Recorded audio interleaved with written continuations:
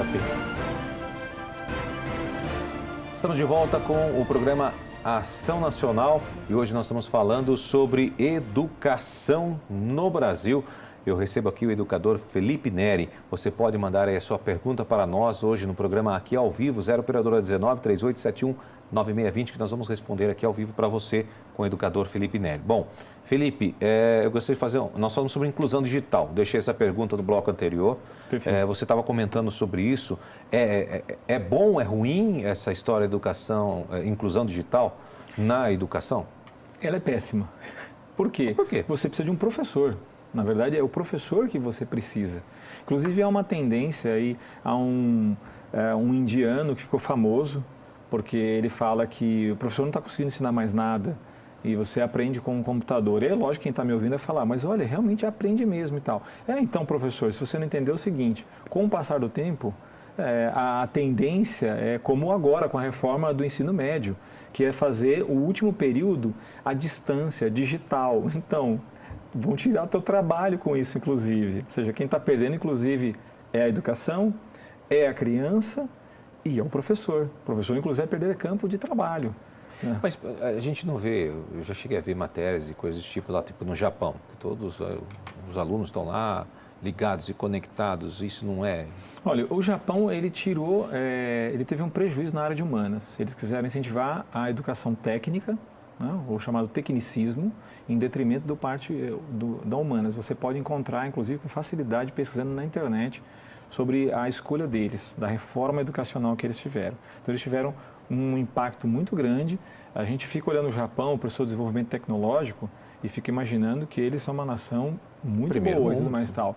O japonês não fica magoado, está ouvindo. Estou falando do japonês, sim. Estou falando da escolha de educação, ou seja, houve uma transformação em muitos países da educação, nos Estados Unidos, Argentina, Índia, Japão, em muitos lugares, Canadá, e nós temos aí mais ou menos 70 anos de uma história de educação em que veio declinando. Nos Estados Unidos, por exemplo, né? Ou seja, estou falando do Japão, mas só para dar um exemplo, tá?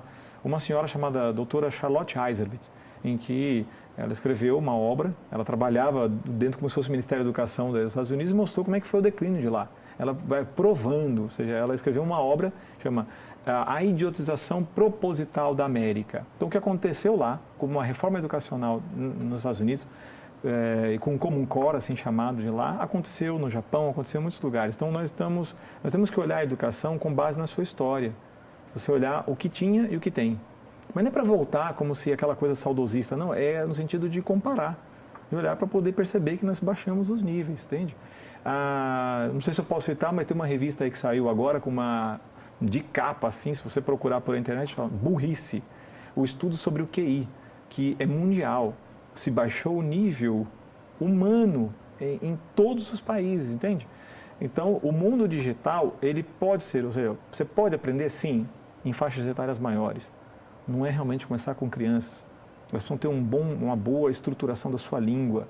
Para não ser ter o contato humano com o professor. Sim, com certeza. Essa interação. Seja, o concreto, a criança precisa aprender da forma como se estuda de fato, entende? E não abstrato. Então, diante disso, na educação brasileira, ela piorou? Melhorou? Significativamente. Eu já tinha citado, ou seja, os prejuízos do alfabetismo funcional, que piorou muitíssimo. E nós temos um prejuízo em quais áreas, para vocês entenderem aqui. O Ministério da Educação cuida do quê? Formação de professores, conteúdo deles e a grade curricular. Nós fomos formatados dentro das universidades.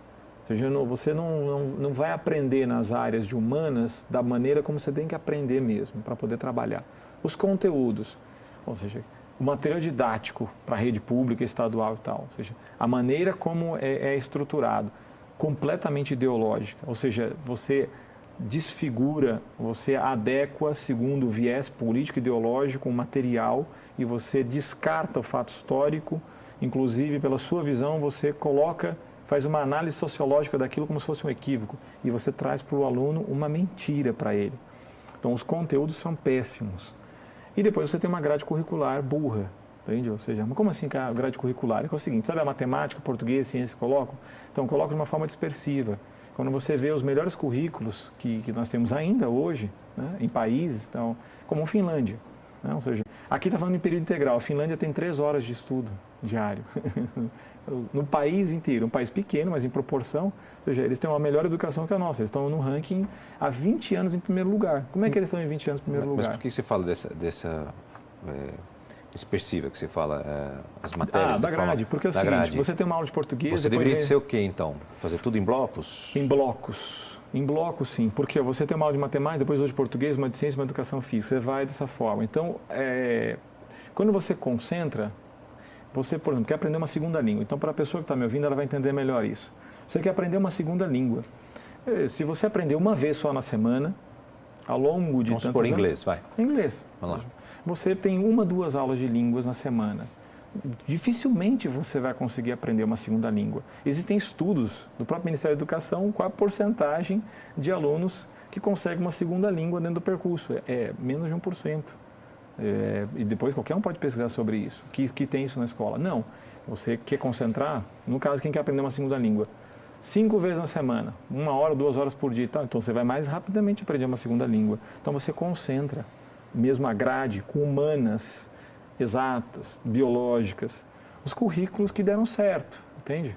Quando a gente vê na história da educação, nós tivemos currículos interessantes, currículos que favoreciam o aprendizado do aluno.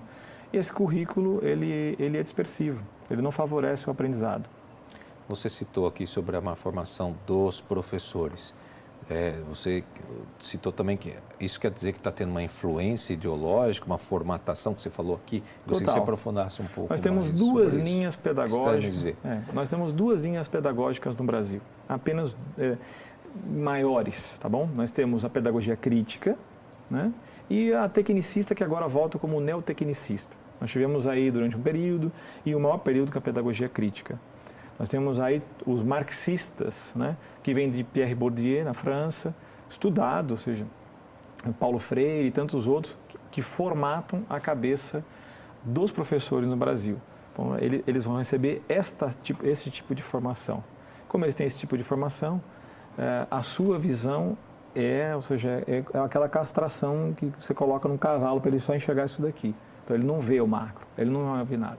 Eu via muita crítica aos jesuítas do seu currículo da Ratio Studiorum. Mas só que os ignorantes que criticavam os jesuítas não têm a coragem de vir a público e falar o seguinte: o currículo deles era o currículo que havia, ou seja, da própria Grécia, né? Quintiliano, a retórica de Quintiliano, ou seja, é anterior ao cristianismo. Você vê o que eram jesuítas. Eles foram lá, tiraram aquelas partes desnecessárias e aplicaram o que havia de alto nível de educação. A capacidade de desenvolvimento científico de todas as áreas humanas, graças à educação de grandes educadores, como os jesuítas que estiveram no Brasil e muitos outros católicos também. Então, eu estou dizendo justamente isso porque esse tipo de pedagogia que está aqui hoje é completamente ideológica. É ela que impera no Brasil, né? E eu vejo que os professores já estão cansados de tanta ideologia. Tem muitos professores espalhados pelo Brasil que me procuram, que a gente conversa, rodando, viajando no Brasil, falam: olha, onde é que eu estudo? Que livros que você indica? Isso aqui eu já estou percebendo que é ideológico. Isso aqui não está levando a nada e tal. É lógico que tem uma porcentagem de professores que não percebem, porque o peixe não percebe a água que ele está nadando, entende? Mas alguns estão despertando. Por quê? Por causa da pedagogia marxista que é vigente no Brasil, silenciosa, né? E que, no fim, acaba prejudicando o próprio professor em sala de aula. Total, porque para ele tudo é uma visão política, é uma visão de uma sociedade ideal e sempre vendo as classes, as lutas e tal. Você quer analisar a história do café e vendo a opressão. Você quer estudar qualquer guerra, governos anteriores, como olha a opressão. É uma linguagem política, não se estuda uma história cultural, e sim uma história política. Uma criança aprender desse modo, você já precisa das bases, de uma estrutura bem fundamentada. Que ele venha mais tarde estudar isso, perfeito. Mas ali, como estamos falando de educação básica, Fundamental 1, Fundamental 2, criança ali dos seus 6 aninhos, seus 10, depois dos 11 aos 14 anos. Estou falando do ensino médio, entende? Então, você tem um declínio muito grande, um prejuízo grande para os jovens no Brasil.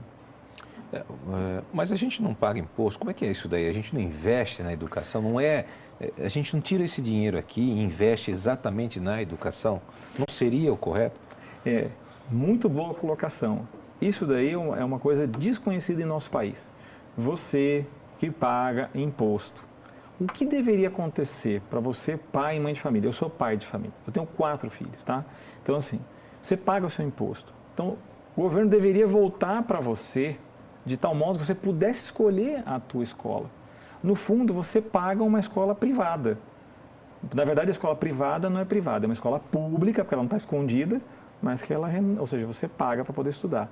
Então, nós estamos vendo péssima educação pública. Já tivemos uma educação pública de altíssimo nível, década de 30, 40, até muito boa numa época ali. Difícil, mas tinha... Eu vivi, posso dizer para você que da década de 80 o declínio, né, que começou... Exato. Que realmente foi bem complicado. Sim, olha, veja, se pudesse escolher onde estudar, você começaria a ter que forçar o pai a escolher onde ele investir. Não, eu quero realmente escolher. Né, tal. Só que isso nunca é citado e nenhum político vai falar uma coisa sobre essa. Eu, pelo menos até agora, nunca ouvi algo assim. Isso já tem se discutido em alguns países na Europa. Ou seja, você está pagando, você escolhe, entende? A Finlândia, por exemplo, você recebe para poder estudar, inclusive, entende? Nossa. Mas é porque também tem uma outra estruturação, né? Não estamos fazendo uma comparação entre países. É só para poder dizer, ou seja, nós podemos melhorar, porque você está pagando. O pai paga, com seu imposto, está pagando a educação. Só que com essa história de diminuir a evasão escolar, né? Porque ninguém pode estar fora da educação, você não entende que você está mandando seu filho para um gulag. O que é isso? Um campo de concentração. Porque, na verdade, está lá só sendo domesticado. Né? Ou seja, ele não tem uma formação intelectual adequada à natureza humana. Ele está sendo ali massificado. Ele está perdendo, ele está sendo prejudicado na sua formação. Tá. E eu vou levantar aqui até um tema polêmico, que a gente precisa ir para o intervalo, mas eu quero falar um pouquinho sobre a questão que está sendo muito falada ultimamente, nos últimos tempos, que é a questão da ideologia de gênero nas escolas. Eu quero falar sobre isso daí, mas no próximo bloco. Fique com a gente aqui na Ação Nacional, a gente volta já.